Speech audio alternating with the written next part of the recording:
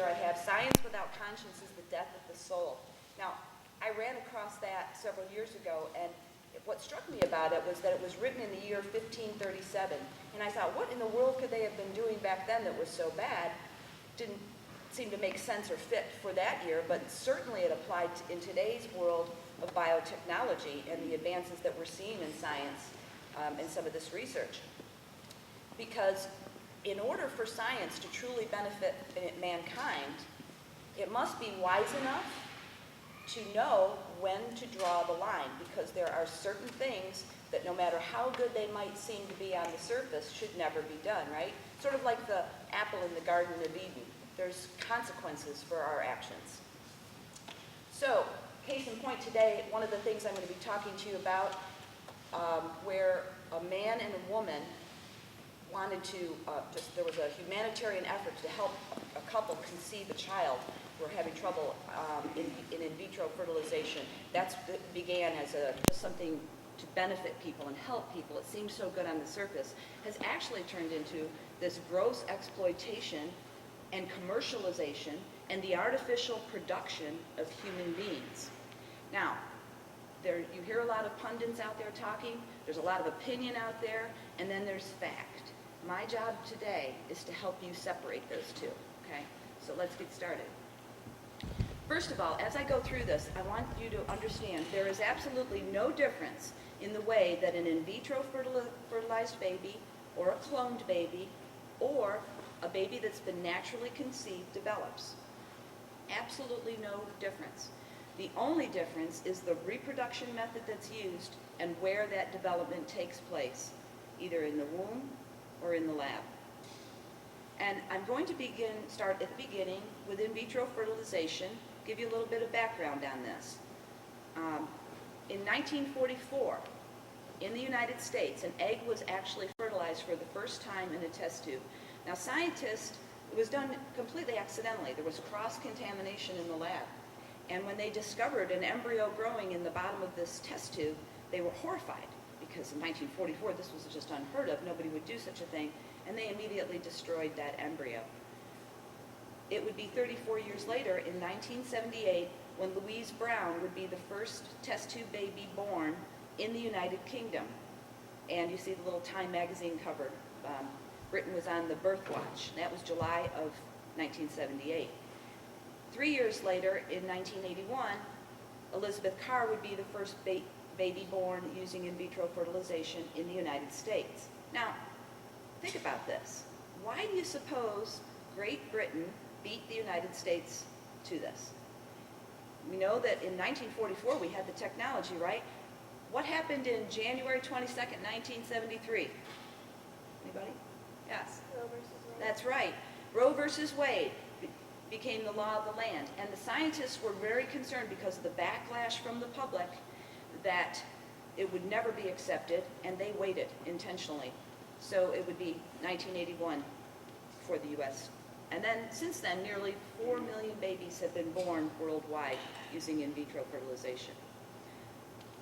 Well, at what cost? At what cost to life? Let's look at some of the things that happen with in vitro fertilization. According to the Yale report, which monitors and tracks that, first of all, there's an 85% failure rate. Now, you guys are good in math. Do the math with 4 million born. That means roughly 250 million babies just didn't make it, didn't survive. Also, 40% of these babies are more likely to develop birth defects such as cleft palate, spina bifida, and heart problems. According to the National Institutes of Health, their genes sometimes imprint incorrectly, and this is something that isn't recognized when the baby's first born. But they are 6 more times to develop something known as Beckwith-Wiedemann syndrome, and this causes mental impairments. It can cause abnormalities in the kidney, and the liver, and the spleen, and also childhood cancers and even death. Well, what we don't know is, are latent problems going to come along and surface later in life, leaving millions of these babies, offspring, orphaned? Because Louise Brown's only 31 years old, right? We don't know. The answers to these questions are still unknown in our generation today. Now I'm going to take you through the in vitro fertilization process. How many of you have heard of it? Know a little bit about it? Okay, good. And how many of you have biology, some biology background here? We got the biology students? Good. The more you know and understand about biology, the more you're going to understand about stem cell research, cloning, and this whole process. So we're going to start out with step one is the donor egg. When a couple wants to go to use in vitro fertilization, the mother or the woman will use her eggs, the husband his sperm. Usually, that's the normal way. If, let's say, though, that there's a problem and the woman can't produce eggs, then she may be using someone else's, a donor egg. All right, I'm going to go through this egg, parts of the egg with you here. This has nothing to do with in vitro fertilization, but it's very important you pay attention here at this point, because what I'm going to cover here is we're going to be talking about later on in stem cell research and human cloning especially. So pay very much close attention. I've already talked to your teachers, and there will be a test afterward. Okay? But don't worry, it's only counts as 2/3 of your grade. I'm kidding. Just kidding. All right. Starting with the cell nucleus. Inside the center of the egg is the nucleus, and inside that cell nucleus is what's known as the nuclear DNA, and there are 46 chromosomes. All cells, normal cells, have 46 chromosomes, right? The mitochondrial DNA is something surrounding the outside, the nucleus of that egg. Very important that you keep this in mind as we move forward. Step two, the donor sperm is going to be mixed with the oocyte in a lab petri dish. Now, years ago what they used to do was actually inject the egg with that sperm, but they found that it destroyed the egg. Many times the eggs were damaged and it just didn't take, so this is the way they will do it now. And there's a note I want to bring out here. I'm not going to go through what happens through fertilization. It would take us forever because there's a number of processes that happen, right? We've heard of meiosis, mitosis, and egg genes cross over at the time that egg and sperm meet. But there is something that happens during this whole fertilization process before the embryo is completely formed, and it's called the formation of the pronuclei. Again, this is very important. I'm going to be talking about this in cloning, but I wanted you to just pay attention to it for a moment, since this is when it happens. There are 69 chromosomes present. This is unheard of. You can't have 69 chromosomes in a normal cell. 46 of those are from the egg, 23 are from the sperm, and 23 are going to eventually be naturally discarded before the completion of fertilization. And the two shall become one. At the moment the fertilization process is complete, we have the one-celled embryo, the zygote. 23 chromosomes originally from each parent have now merged to form a completely unique, different DNA. This is not the mother's DNA. This is not the father's DNA. This is a completely unique human being. And we know this at this very point. The sex of that baby has already been determined. The hair color, the eye color, the height, personality traits, everything is established at this very moment of the formation of the zygote. Scientific facts are with us, aren't they? This is not ideology that proves that this is the beginning of a unique human being. In fact, if you were to refer to the zygote as anything other than a human being, it would be not only professionally irresponsible, it would be scientifically absurd. And it's extremely important you understand the humanity of the embryo, because I want you to take a look at this. It was recently put out in September by our White House. If scientists will be using and cloning embryos only at a very early stage, when they are just a handful of cells, there is no good reason for a ban on cloning. And that was from Cass Sustine in the Office of Information and Regulatory Affairs. I'm sorry, but Cass Sustine needs to go back to Biology 101. That is not a handful of cells. What does science say about this? This is a quote from the Developing Human Clinically Oriented Embryology textbook. It says, the intricate process by which a baby develops from a single cell are miraculous. This cell, the zygote, results from the union of an oocyte, the egg, and the sperm. A zygote is the beginning of a new human being. End of quote. Page 2. That's an embryology textbook. This isn't coming from some right-wing Catholics. It's not a puppy, is it? We don't have a bunch of carrots here. It's not a handful of cells. They said it's a new human being. just love this quote here. I had to throw it in from Alice in Wonderland. When I use a word, it means just what I choose it to mean, neither more nor less. And that's when Humpty Dumpty is talking to Alice, right? And he's telling her that he has his own definition of terms. Well, that's what's happening in our world today. I don't want you to let the pundits, the terms, the popular terms you see in the media and by pundits confuse you or intimidate you, because science is on our side. Opinion is going to tell you that there's something known as a pre-embryo. First of all, this is the craziest thing I've ever heard of. You either are an embryo or you're not. A pre-embryo could be anything. It's nothing. There is no such thing as a pre-embryo. Science will tell you that no, what they call a pre-embryo is really the zygote. Science is not willing to admit that the zygote is an embryo. Opinion is, I'm sorry. Science knows what it is. Opinion says, oh, it's just a ball of cells. And science says, no, that is something known as the blastocyst. And I'll be talking about that in a few minutes.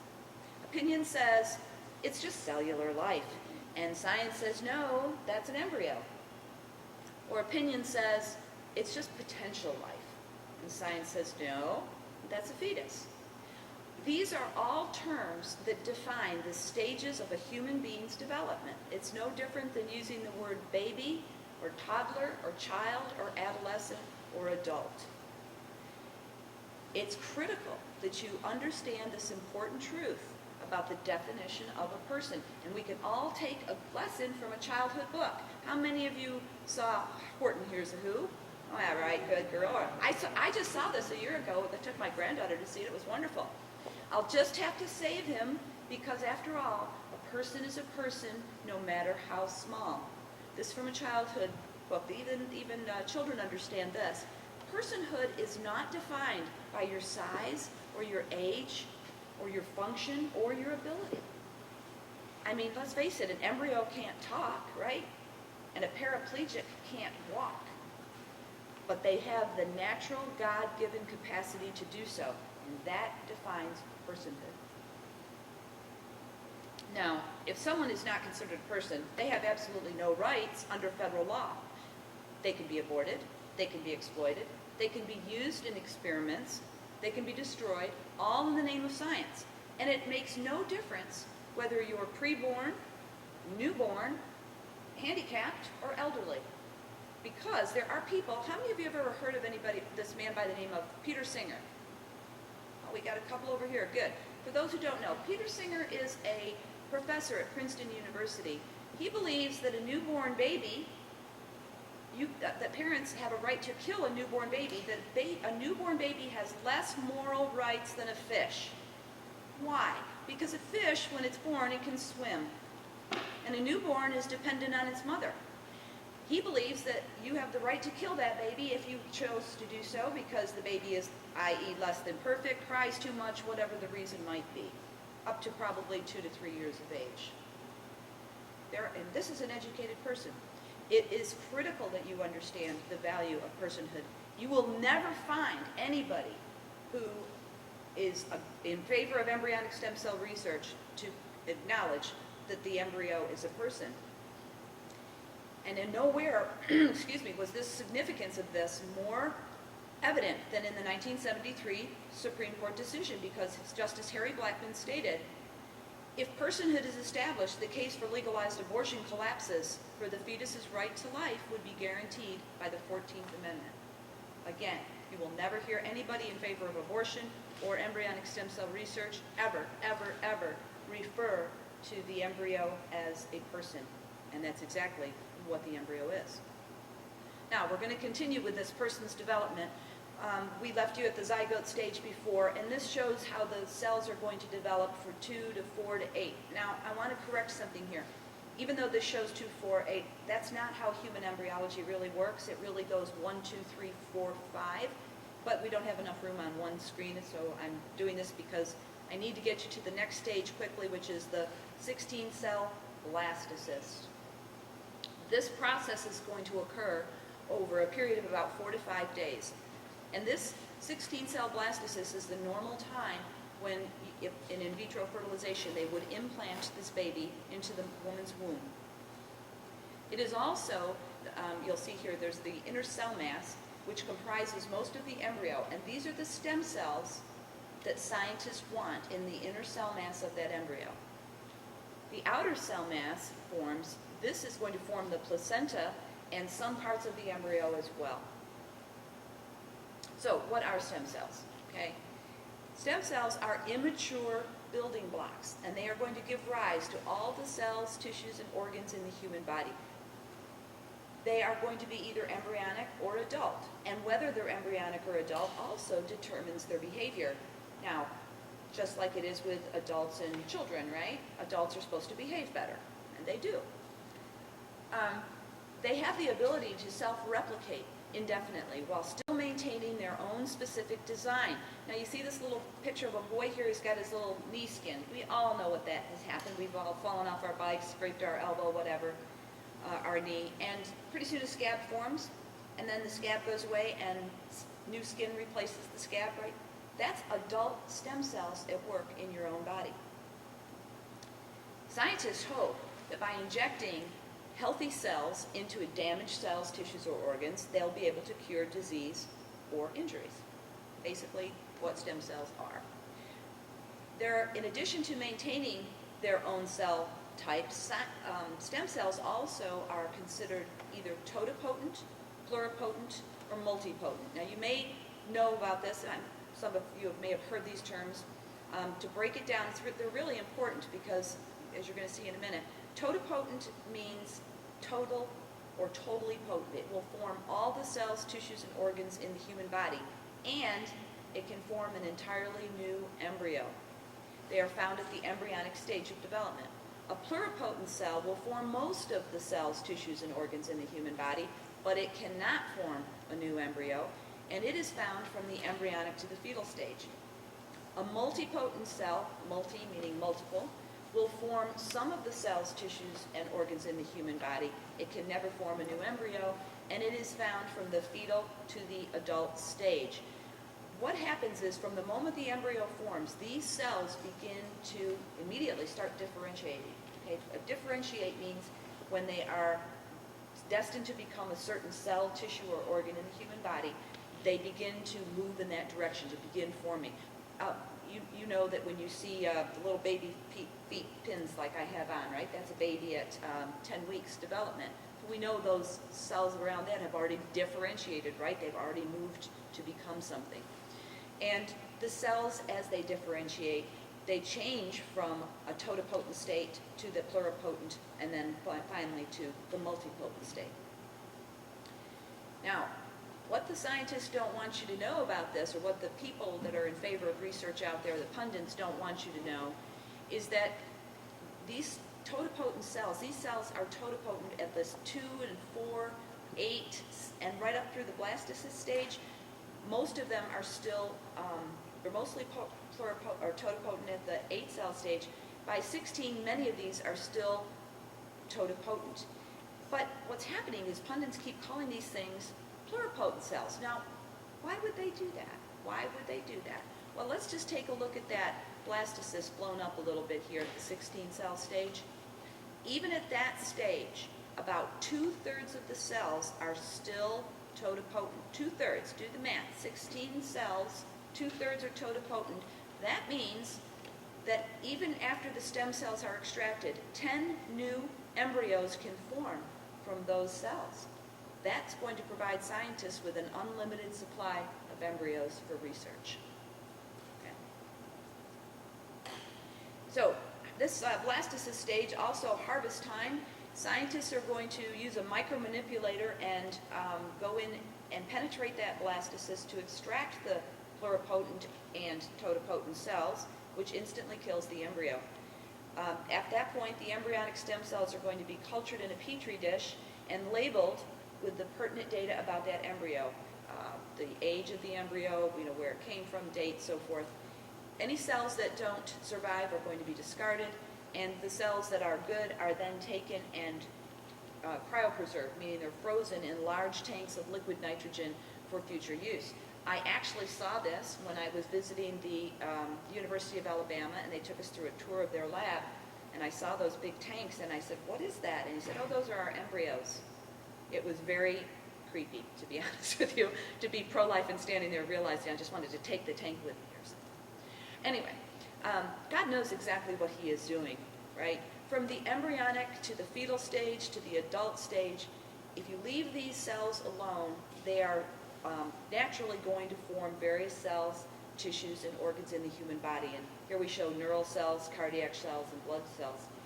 Unfortunately, man does not seem to know what he's doing because instead of allowing this to take place, these cells to naturally differentiate, the attempts are made to force embryonic stem cells to become something different than what God has intended them to be. And so what are some of the problems that are happening with these embryonic stem cells? First of all, unlike adult stem cells, which are already differentiated, right? If I have, we're going to be talking about in adult stem cells in a minute. Adult stem cells have decided what they're going to be. Embryonic stem cells have not. This makes them, because they're trying to change and differentiate to what they're intended, they're very difficult to control. And there's immune rejection. Whenever you take an embryonic stem cell, if you were going to use it in another person, you're going to have an immune rejection just like you would for an organ donor, no different. Carcinogenic tumors and teratomas form in the organs. A teratoma is a tumor that consists of a lot of different types of tissue, like hair and muscle and skin and teeth. They're ugly little things, but they will form when embryonic stem cells are injected. In 2 human trials that we know of, at least, that have been reported, there's been deaths. The first one involved a man who had Parkinson's disease. Now, he had embryonic stem cells injected into the base of his brain. And at first, it seemed like he was getting better. His tremors started to decrease, and they thought, well, this is a good thing, right? And then all of a sudden, he died. When they did the autopsy, they went in and found where those stem cells had been implanted. He had teratomas of teeth and bone fragment and hair in his brain, where he should have had neural cells. Those embryonic stem cells did not want to become neural cells. The second involved a 9-year-old boy. This was just earlier this year. He had a brain tumor that was inoperable. His parents took him, he was in Moscow, they took him to get an embryonic stem cell injection into his brain, and instead massive tumors formed in his brain and in his spinal cord, and he died. So scientists are saying there's a problem here. They're differentiating. These cells are so difficult at the early embryo stage. Well, let's just harvest them later. So what they would do in that case would be allow the blastocysts to develop as those cells are beginning to differentiate, and up through the embryonic stage is 8 weeks of development. And of course we know that from the fetal stage is 9 weeks until birth. And at that point the cells have become very, very differentiated. And you say, well, why would they want to harvest now? Because fully differentiated cells have proven to be more stable, just as all adult stem cells are. So beyond this blastocyst stage we were talking about, from the embryo at 8 weeks and the fetal to 9 weeks, we know that the heart is beating at 21 days, right? Brain waves have been reported as early as 40 days in the embryonic stage. And at the fetal, the muscles and movement and breathing continues. Any fully differentiated stem cell is no longer considered embryonic, even if it comes from an embryo. That sounds strange, doesn't it? You could take a cell from an embryo that wasn't embryonic, quote unquote. They are really considered adult stem cells. Once they've differentiated, once you have a heart beating, that's a differentiated cell. It would have been a better word to use would be immature cells and mature cells. But this is the way science has decided to call these, embryonic and adult. But an adult stem cell can still come from an embryo and from a fetal stage. So how would those cells and tissues and organs be obtained? Obviously, the only way would be through abortion and aborted fetal research. Real hope, no hype healthcare. We're going to talk about these adult stem cells that have already differentiated. One of the great things about adult stem cells is if you're the patient and you're providing your own stem cells, there's no immune rejection, is there? And these adult stem cells can also be coaxed to become other cell types. And you'll see the cells that I'm pointing out here, the cornea and retinal cells have been used, baby teeth, neural cells, heart cells, pancreas, liver, skin, bone marrow. Bone marrow, I have this in red because Scientists have found a single cell inside of bone marrow that can form every cell, tissue, and organ in the human body. It's a great discovery by the University of Minnesota. Fat, I love that. I said, gee, I'll line up and donate a lot of that if people want stem cell donations, right? Another source of adult stem cells is placenta cord blood. 1 milliliter, just 1 milliliter of cord blood contains 100,000 stem cells. Cord blood is a great thing, and you know we hear a lot about this. It's a great investment for our future. It's smart. What happens is typically the placenta and the cord, umbilical cord are thrown away at birth. But if you save that out of just one baby, the placenta and the cord will yield 180 milliliters of cord blood. Think of the patients that could be treated. 5 milliliters of cord blood is all that's required to treat one patient. Just 5 milliliters. If you donate your cord and umbilical cord, the placenta and cord blood, there's blood banks that have been set up across the country, and they will provide a vast selection of the closest DNA for patients that need to be treated, right? You can treat millions of patients with cord blood, and because it's newborn cord blood, it has a quality in it called, it's an immunological immaturity that makes it easier to match than say, let's say I wanted to donate my fat cells to be used for somebody else, and it's not a genetic match, right? That's good. There's going to be a problem with immune rejection if I were to use my stem cells to treat someone else. But umbilical cord, it's much, much closer, much easier to come up with a match. And a lot of parents are saving theirs for future, for their own children. So if I save my baby's cord blood, there's a possibility that if something happens to my child down the road, we can use that cord blood to treat her. I actually saw this happen. My granddaughter, when I was there when my granddaughter was born, my daughter-in-law preserved the cord blood, and they came in, and it was great to see and watch this happen. They just extract the blood right there. That one picture here, right there, is them going in with the needle into the umbilical cord and extracting the blood. Gift of life. I wanted to share with you this story about this woman. Her name was Patricia Durante. She was pregnant and diagnosed with acute myeloid leukemia. And doctors advised her that she needed to abort her baby and begin immediate aggressive chemotherapy, and she refused. She went through her pregnancy and she gave birth.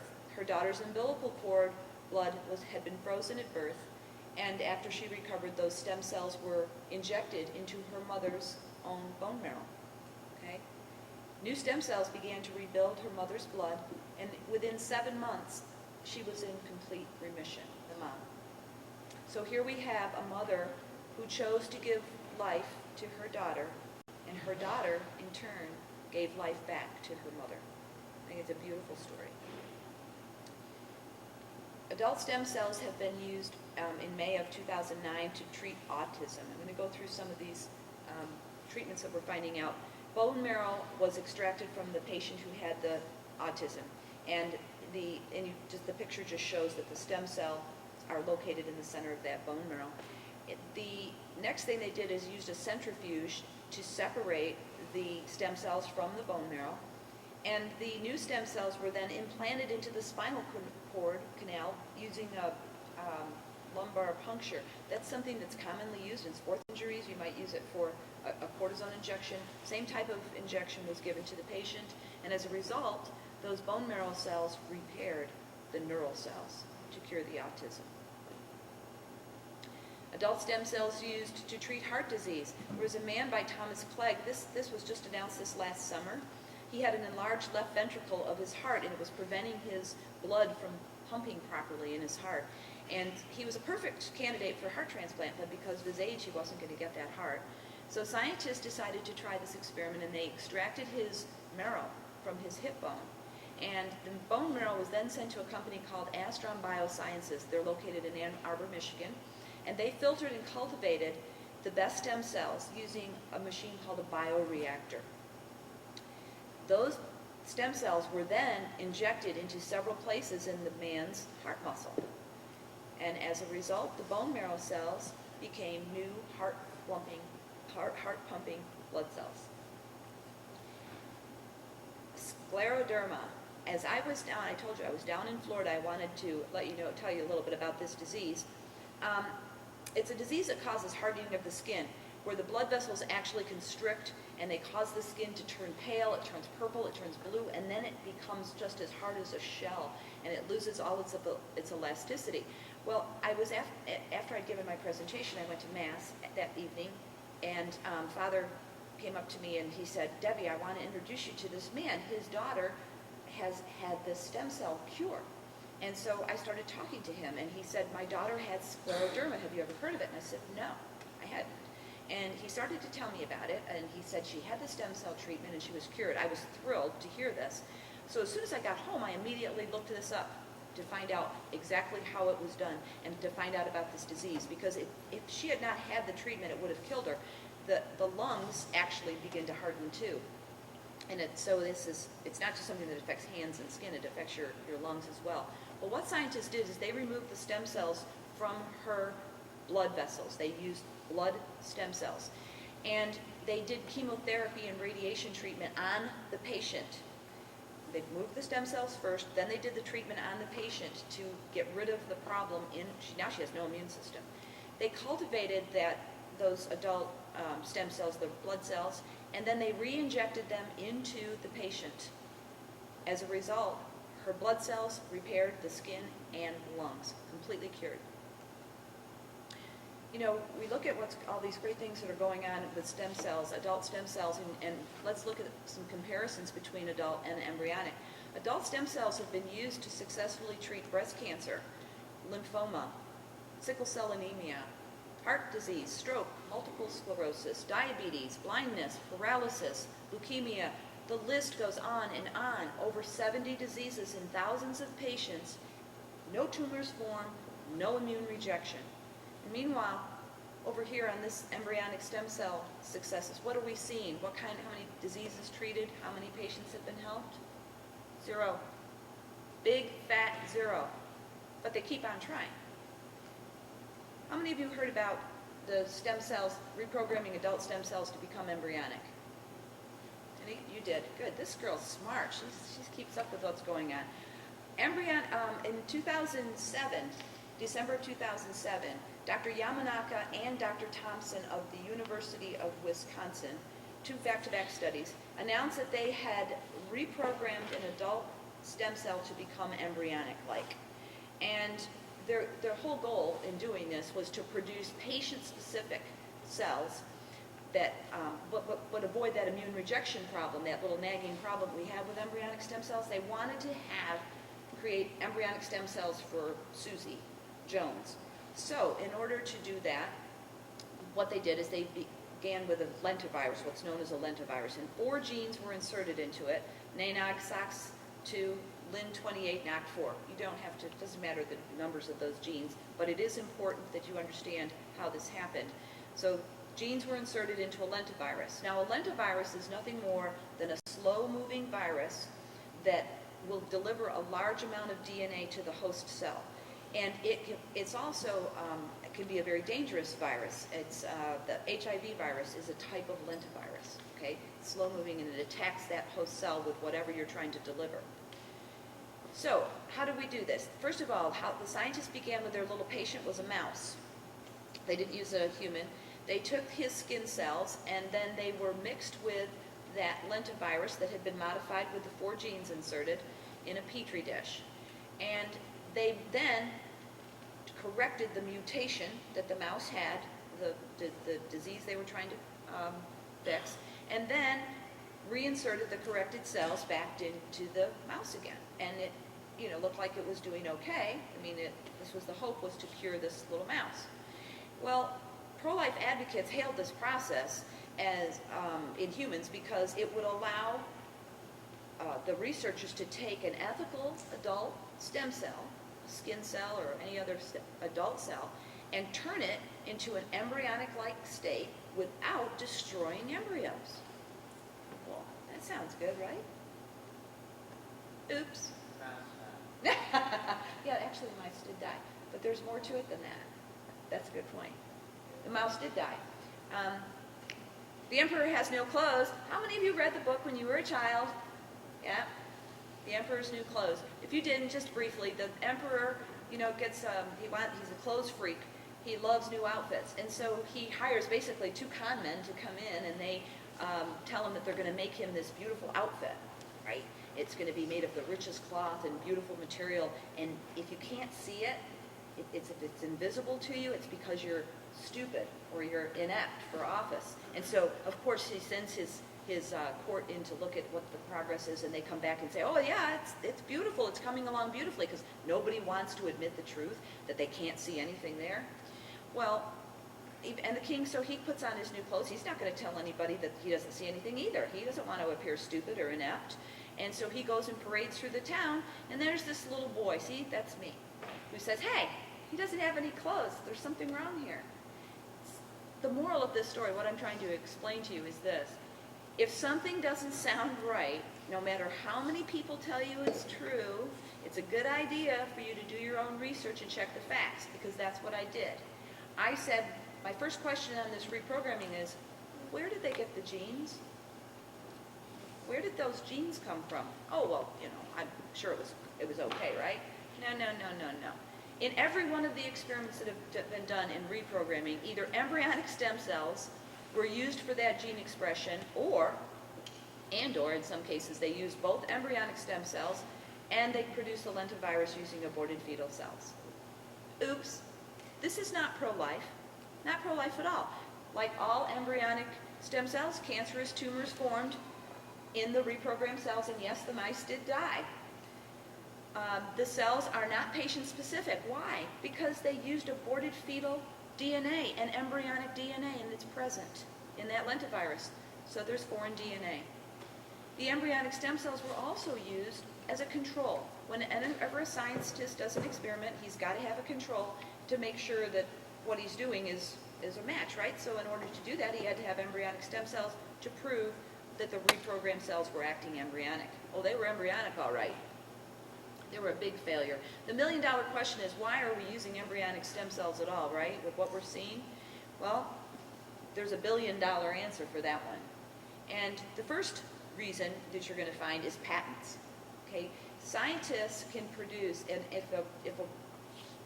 parents want to donate their leftover embryos to be experimented on, and they donate them, they become the property of that researcher, and they can now create patents. But I can't patent Joe Smith.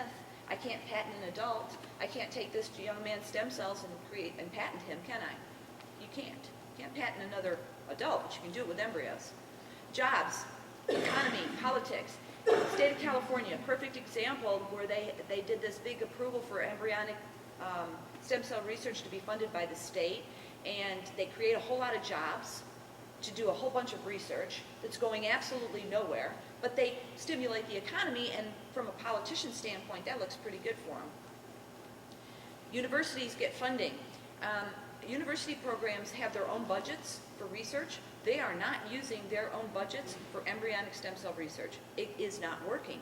All these universities are turning instead to adult stem cells, which is working. But if you can get the federal government to pay for it, great, right? There's a lot of money in this. And the ultimate, embryo and fetal farms.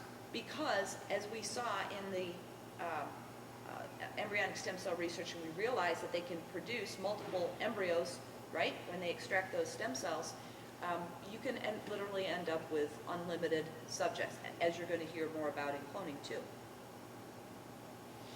Now I'm going to go over just to treat a couple of diseases, the amount of life that would be lost in order to just treat 2 diseases if we were using embryonic stem cells. Let's start out with the fact that they say, oh, there's 400,000 of these leftover embryos, or some, 400,000 plus, that are available for research. That's not true. Less than 3% of those are available, which is about 12,000, because the parents don't want to use them. Those other embryos are earmarked for future pregnancies, or they simply will not donate them to be destroyed in research. So there'd be about 12,000 if they survive the thawing process. Now, the Juvenile Diabetes Foundation announced that there are 1.4 million insulin-dependent people in the United States. There are about 30,000 new cases every year. In order to treat one patient, they need the equivalent of 8 fetal pancreases per patient. That would amount to roughly a need of about 12 million fetuses. And in Alzheimer's disease, there's about 4 million people that have Alzheimer's and 250,000 new cases every year.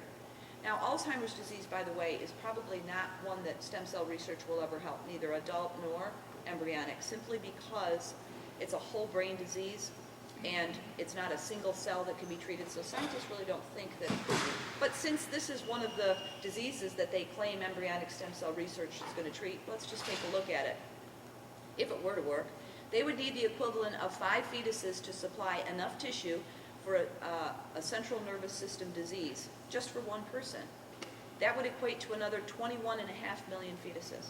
Now, this doesn't include paraplegics or cerebral palsy victims or stroke victims. This is only 2 diseases, right? Look at the staggering number of fetuses we would need, and you have to say, well, where in the world are you going to get all those embryos? Well, this is pretty simple. Human cloning. The year 2525 has arrived. I know none of you kids here have ever heard of the song 2525. How many adults? I got a few teachers. You know the song 2520? Yeah. And it was a song from the 1960s in which they said, in the year 2525, ain't gonna need no husbands, won't need no wives. You'll pick your son, pick your daughter too, from the bottom of a long glass tube. They were right, but the year 2525 has arrived earlier. The technology to do this exists. I'm going to be talking to you about the 3 most common methods of human cloning. The first one's called blastomere splitting. The second is called pronuclei transfer. You remember that from earlier. And the third is somatic cell nuclear transfer, or SCNT. The objective in cloning is to produce patient-specific cells and avoid immune rejection. Or is it? Is that really what you think their goal is? Well, let's just take a look, because science without conscience is not without a major price tag. Regardless of the cloning method that is used, how can you possibly ever produce genetically identical cells without first producing a genetically identical human being? How could you do that? Well, the answer is you can't. Okay? You have to produce a human being. We're going to start out with blastomere splitting. This was recently, last week, renamed by the American Medical Association as pre-embryo splitting. Now, this is a really funny thing. Let's just take a look at this embryo. We saw the embryo at the 2 to 4 to 8 cell stage, right? How can this be a pre-embryo and split? An embryo is something that, the embryo, well, I'm going to get to it in a minute, but in natural reproduction, twinning happens at the early stages of an embryo. Is anybody here an identical twin? Anybody? No. Okay. Identical twins form when the zygote, the monozygotic twins are formed when the zygote splits off and forms a separate embryo will split off and to develop, they're identical twins, right? And that happens naturally in natural childbirth. Well, you can't have a pre-embryo, because if there was a pre-embryo, it wouldn't be able to divide. Anyway, what scientists will go do in this type of cloning is they go in and they remove one of the cells that is totipotent to form an entirely new embryo. They use this in vitro fertilization clinics if they want to produce multiple embryos. Octomom, right? We all heard of Octomom, right? Had all the babies. This method was used to produce multiple embryos. There's nothing pre-embryo about these. And of course it happens naturally when monozygotic twins form in the womb. But this is also used in a process known as pre-implantation genetic diagnosis. It's used for genetic screening. If you've heard of people that, of course, they want to go in to have an in vitro fertilization, the purpose is because you're having fertility problems. No, it can also be done, let's say I don't want my child to be born with a genetic disease. My husband has a genetic disorder, or I have a genetic disorder. I don't want my child to be born with a genetic disease. They go in and using in vitro fertilization in this screening process, they pull off one of the these cells to check, do a genetic check, see if that gene is present in the embryo. If it is, toss the embryo. No good. Try again. This is called pre-implantation genetic diagnosis. The second type of cloning pronuclei transfer. And I talked to you about this earlier. And remember we talked about the early embryo with 69 chromosomes. This is before the formation of the zygote. In the early stages, 23 are naturally discarded and 46 remain. Scientists go in and they're going to remove 23 of these pronuclei, right? And then they're going to mix them with other pronuclei, either animal or human, to produce a new embryo. They do this twice, right? You take one embryo, you take out the pronuclei, you go to another embryo, you take out the pronuclei, and now you produce another one. It's crossbreeding. It's transgenetic breeding. It is human-animal mix, and this is being done today. Somatic cell nuclear transfer. Okay, this is the one that most of you have probably heard about. It's most widely published in cloning. It's what comes up all the time in legislative efforts. The big lie about therapeutic cloning is that it's different than reproductive cloning because scientists are just producing cells to treat disease. Well, that's impossible because it's actually the exact method that was used to produce Dolly the sheep in 1997. I'm going to take you through somatic cell nuclear transfer step by step. And beginning with a donor egg, they go in and the nuclear DNA, remember we saw that in the egg earlier? The nuclear DNA is removed. And that leaves us what's known as an enucleated egg. Now, let's suppose we wanted to clone me. In this case, you would take a skin cell from me and take my nuclear DNA out of that cell. In the case of Dolly the sheep, they actually use the skin from the udder, okay? And they put that DNA next to, not inserted, but next to the enucleated egg, and they used electrodes that jump-starts that embryo into thinking that it's been fertilized, and the embryo actually forms. Okay?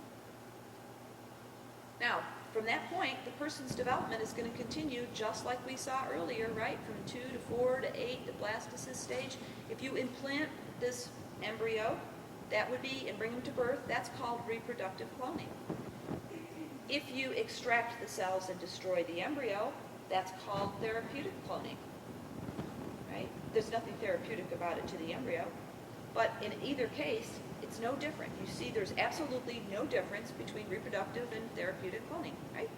It's just what you do with the embryo afterward.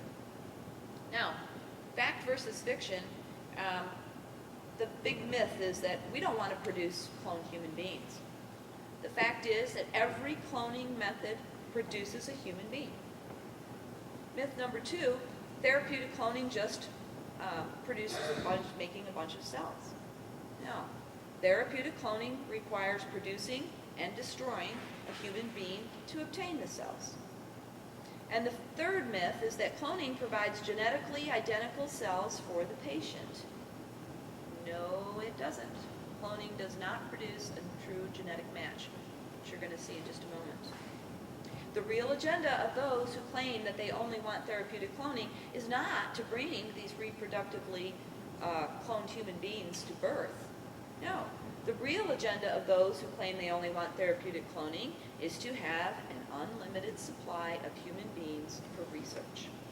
Now you think about this. If you use blastomere splitting and you can produce multiple embryos and you can use therapeutic cloning, reproductive cloning, cloning itself using somatic cell nuclear transfer, you can do it using embryonic stem cell research just, again, when you extract from the blastocyst stage producing, you have the potential for millions and millions of human subjects.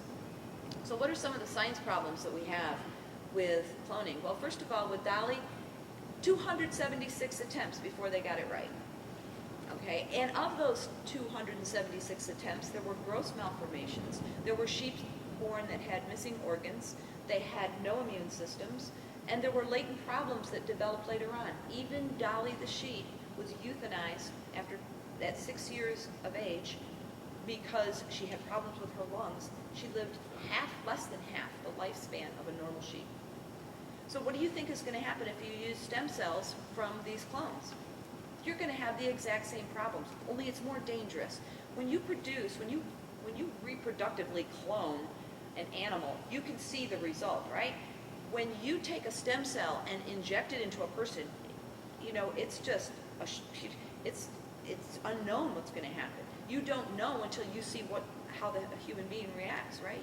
You'll have the same kind of problems that are dangerous and that happened with Dolly the sheep and cloning, regardless. There's no immune rejection. Remember that mitochondrial DNA, right? Remember I told you about that mitochondrial DNA? Well, scientists are only taking out the nuclear DNA. They're not touching that. So when you have an egg that's got the nuclear DNA taken out of it, and I'm going to insert somebody else's DNA, guess what? Mitochondrial DNA is still there. Over here on the side, you see these little kitty cats here? Rainbow. Rainbow was the first domestic animal that had ever been cloned. And see that little baby next to him, CC? Stands for cloned cat. That's really original. CC doesn't look like Rainbow, does it? Look at the colors. Why? Because of that mitochondrial DNA. It was not a true genetic match. The extraction of eggs from women is extremely dangerous, it's very painful, and therefore there's a short supply. So they have a problem with getting eggs. 2002, Cornell University decided to produce an artificial womb. Now, the reason being, of course, if you're going to take an embryo and you can't, if you're going to clone or do any kind of a development on that embryo, you can't expect a woman to get pregnant, right, and then just abort, or get pregnant 276 times. So they said, well, we'll just create an artificial womb, and they did. And they produced mice in this. Only one problem, no immune system. The mice had no immune system because that's something that comes from the mother, right? There are certain things that happen when a woman is carrying a baby in her womb. Bonding happens with the woman, right? There's a lot of things that happen to that baby in the development that an artificial womb will never replace. Legal problems. For the first time, excuse me, in history, we have commercialization and ownership of human beings by the government. For the first time since slavery. 9 states have banned research on embryos, meaning that because we now have federal funding that was approved under President Obama, you're going to force taxpayers in those states to pay for the funding regardless of what your state law says. Loopholes in the legislative efforts have forced, there's narrow definitions of cloning that have revolved around somatic cell nuclear transfer, but it doesn't stop them from doing the other types of cloning. We're seeing this in Washington in all the bills. They define cloning as somatic cell nuclear transfer, which means that we can just do blastomere splitting or pronuclear transfer. New Jersey had a law to prevent reproductive cloning. They wanted to allow therapeutic cloning, but not reproductive, not allowing the clone to be born. That was their goal. What it did is it allowed, because it was so poorly worded, payment for the implantation, the transplant, transporting, and storage of those embryos. It also allowed for harvesting of organs through all 9 months of pregnancy, because it allowed implanting. It just didn't allow the baby to be born, to come to birth, which means that it would also be forced abortion. Let's suppose that a woman wanted to produce a clone child. For some reason, she decides she wants to do this, and she bonds with her child. Too bad, in New Jersey, you would be forced to abort under their law. Papal encyclicals. Okay, wake up. Time to wake up. I'm going to ask you some questions now. We'll see how smart my Catholic kids are here. Okay. Caritas in veritate. Who said it? Raise your hand. Who said it?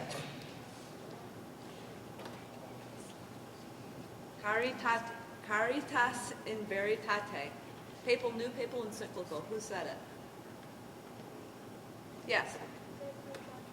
Nope, was it not Pope John Paul II? Yes. Are you raising your hand? It is Pope Benedict. Have a t-shirt. Whoops. Let's see what our popes have to say. It was Pope Benedict, and he said this in June 2009.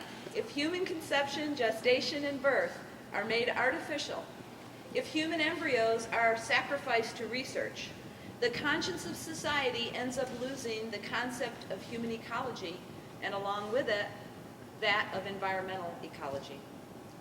Okay? Second encyclical, Dignitas personae. Who said it? Yes. No. No. Yes. Yes, it was. Pope Benedict. There's a t-shirt. Pope Benedict in December 2008. He said, there is a duty to refuse to use such biological material, even when there's no close connection between the researcher and the actions of those who performed the artificial fertilization or the abortion, or when there was no prior agreement with the centers in which the artificial fertilization took place. Pope Benedict's statement in this was very, very disturbing for a lot of people who are scientists that are working with these cells and cell lines. They quit their jobs, actually, as a result of this. It's very, very powerful. Next encyclical, Evangelium Vitae. Yes. Yes, correct. John Paul II. T-shirt. He said, the use of human embryos or fetuses as an object of experimentation constitutes a crime against their dignity as human beings who have the right to the same respect owed to a child once born, just as to every person. And the last one, Donum Vitae. I can't call, I gotta look over this way. Yes. Nope, not John Paul II. Donum Vitae. Yes. No. John the 26th. No. John Paul I. No. Do we have a hand over here? Yeah. Who? Oh. Donum Vitae. One more try. No. That's good though. Papal encyclical. No one's going to get this. Hi, is it Pope Pius VI? No. Just talking. Pope Paul VI. The corpses of human embryos and fetuses, whether they have been deliberately aborted or not, must be respected just as the remains of other human beings. Boy, I wouldn't go back that far. I'm going to just toss this. Somebody get it.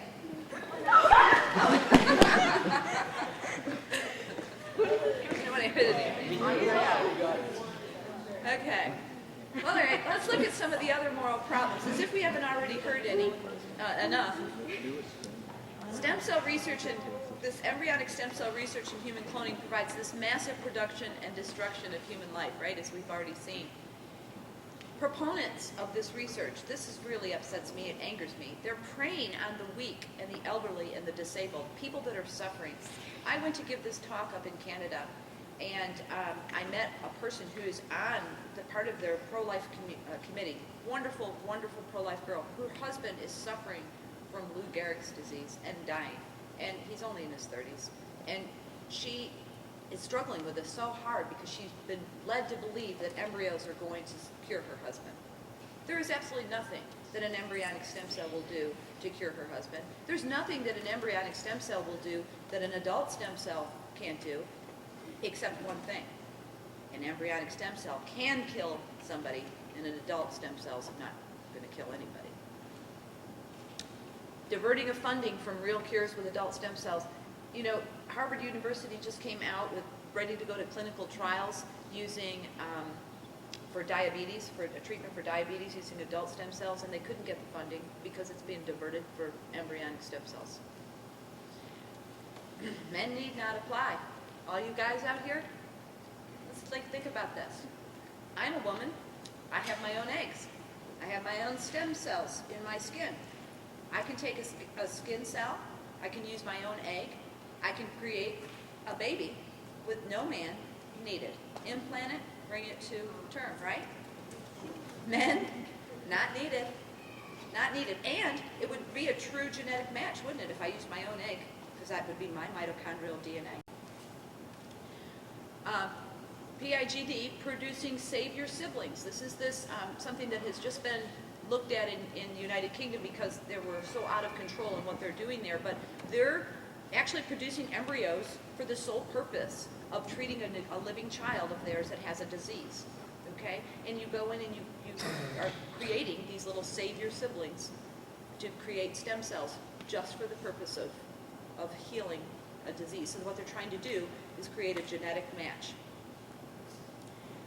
Genetic engineering, anything that is done at the early stages, okay, is going to create a permanent change to the human genome. So anytime you start fooling around at the early stages, like with the pronuclei, anything, if you do it wrong, you make a mistake, there's no going back. It is a permanent change to the human genome, and it will affect all your offspring and future generations. So, once we have this perfect race, who takes out the garbage, right? I mean, if we start modifying people and getting rid of all these diseases that people don't want to have and just making them all blonde-haired, blue-eyed, genius, basketball players or something, right? Who takes out the garbage? Well, Joseph Mengele, do you know who he is, Joseph Mengele? I like his name. You know his name? He was under Hitler. He was of Hitler's Third Reich. And he was one of the war criminals, right? He thought it would be okay to just create a lower class of human beings that could do menial tasks like that, taking up the garbage. So you say that, come on, would scientists really go that far? Yeah, that's right. This is science without conscience. Let's just look at some of the things that they're doing. In California, they've implanted human fetal brains and blood into mice. Into mice. Yeah, that's a little Stuart Little up there, right? In Oregon, they used a mitochondrial DNA manipulation and they actually produced monkeys with 3 parents. Now, I'm going to explain this to you. And what's interesting about this is that mitochondrial DNA we were talking about, right? That's passed on from mother to child. It is not passed on any other way. Mother to child. So, and my husband happens to have a liver problem, and he got that. The doctors told him it was a wild mitochondrial gene. Now, in a situation like that, suppose you say, okay, well, I don't want my child to inherit that. What they did in Oregon is they went in the egg, and they removed that mitochondrial DNA. They took mitochondrial DNA from another healthy egg and injected it. Then they used sperm to fertilize it, and voila, you had 2 mothers and 1 father, and they produced monkeys. But they corrected the problem. That's a little strange to do that, mitochondrial manipulation. They produced transgenic humans, cows, pigs, rabbits. Why?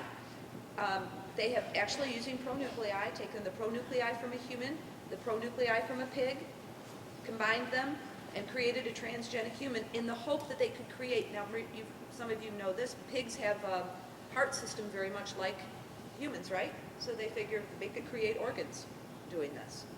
But they're creating half human, half pig. Rabbits, their eyes. Eyes of rabbits are very much like a human eye, and that was the reason for doing that. And reprogramming stem cells. Something that Dr. Yamanaka warned about could happen if they let this get out of control, and it did, was they reprogrammed them back to the totipotent state and formed a completely new embryo. And then that embryo was implanted and became a mouse. Just using an adult cell and, again, reprogramming it with that influx of the young DNA into the cell, right, to reprogram it back and became an embryo. They have produced eggs without women, and they are producing sperm without men using the embryonic stem cells. They have been mixing male cells with female embryos just for fun, for no other reason. Now, if what you've learned today, troubles you, it's good because it should. I told you in the beginning that there's consequences for our actions, and the only way that any of us are going to be able to do anything about this, to fight against this, is to put on the armor of Christ and stand up and defend the truth. And if we as Catholics don't do that, I don't know who's going to. We have the ability, we have the truth on our side. When I gave this talk in Florida, one of the people stood up afterward and said, our biggest problem is everyone thinks that we're just a bunch of right-wing nut Catholics, and I said, but you're not, this is science. And he got that, he understood that. This is science, this is on your side. It is, of course our faith tells us that this is wrong. Morals, common sense, and decency tells you that this is wrong. But we have science on our side to defend us. And for the most part, people that are are out there that are supporting this research absolutely have no idea what's going on. They've been educated by the media. They've been educated by pundits. We need to help them along and show them the truth and stand up for that truth. Because there are some other educated people like Peter Singer, who you heard about, and also Dr. Gregory Stock, who's of biosciences, Sigmund Biosciences, who thinks that it's man's destiny to redesign humanity. He thinks that it's okay for those that are in power to control the weak and the helpless. Well, that kind of thinking is precisely that of Hitler's Third Reich, where he sought to create a perfect human race, didn't he? He would have been a champion of human cloning, without mistake. This research that is going on here, this embryonic stem cell research and human cloning that's going on, completely reflects the Hegelian theory of rational utility. Have you ever heard of this rational utility theory? That's where the value of a person, your value is determined by how much you can contribute to society. And that kind of thinking is, if we let ourselves be shaped by that kind of thinking, there isn't any one of you in this room that would be worthy of protection if someone decided that you just weren't, you weren't a benefit to society, and if it meant we could just kill you, take your organs, do whatever for the good of society, then that's the way that line of thinking goes. If we accept a quality of life ethic rather than a sanctity of life ethic, we will move in that direction to rid ourselves of any imperfections, any sufferings, at any cost. So instead of progressing, it would be more like we were regressing, wouldn't it? To a Neanderthal type of mentality, where that survival of the fittest. So in closing, I want to leave you with this final and my own little prophetic message. Make no mistake, when man takes it upon himself to assume the authority of the almighty author of human life, when he manipulates and custom designs human beings, he will have declared himself to be a race in need of no God. And that race will vanish like the dinosaur. Thank you.